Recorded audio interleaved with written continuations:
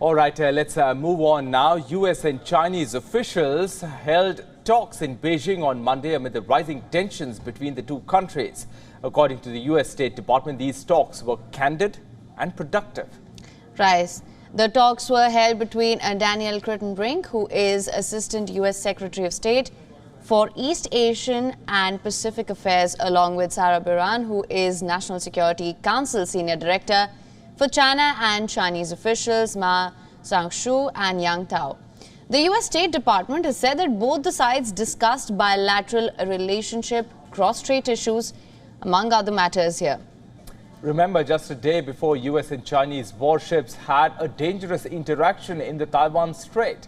The US military's Indo-Pacific Command said that a Chinese ship came close to American destroyer USS Chung Hoon, causing it to slow down to avoid a collision, while China, on the other hand, has rejected US version of the events and has accused it for making provocation first. Last week, too, the United States has said that a Chinese jet performed unnecessarily aggressive maneuvers near an American aircraft over the South China Sea.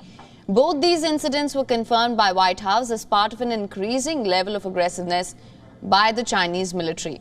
In the latest meeting, too, US officials made it clear that the country would compete vigorously and stand up for US interests and values. Now, amidst the rising tensions, both the nations are engaging in continued diplomacy. There have been a series of meetings between the United States and the Chinese officials in the last few weeks.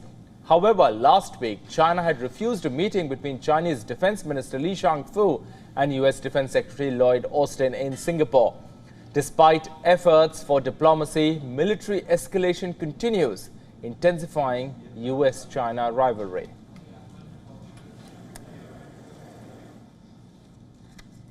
Now, earlier we spoke to Susan Tehrani, who explains how these talks come as tensions are at an all-time high between the two sides and what we can expect going forward.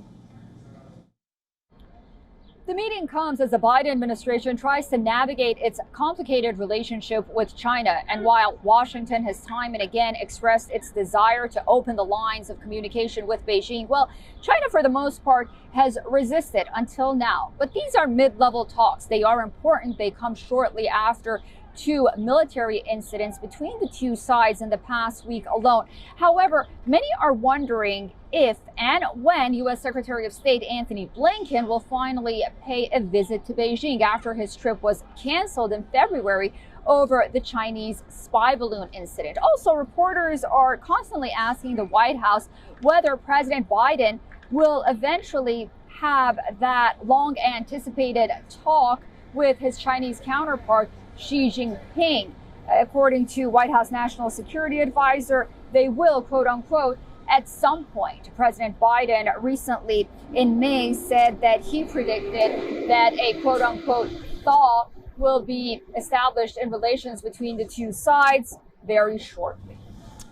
And Susan also explains, aside from the geopolitical challenges that have been going on for years, what are some of the other points of contention between the two sides recently? Here's Susan again.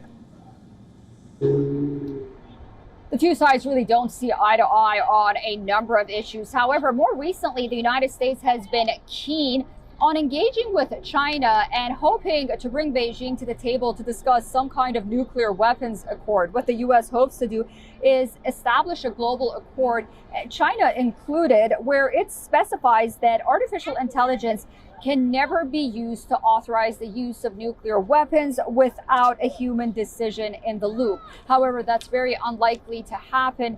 So far, China has resisted talking about its nuclear program with the United States on any fronts, let alone to sign some kind of accord with Washington. China, for its part, is concerned that the Biden administration will impose new restrictions on U.S. investment in China. Also, China wants the United States to lift those sanctions against its defense minister, which Washington imposed back in 2018 because the defense minister was involved in the purchase of military weapons from Russia.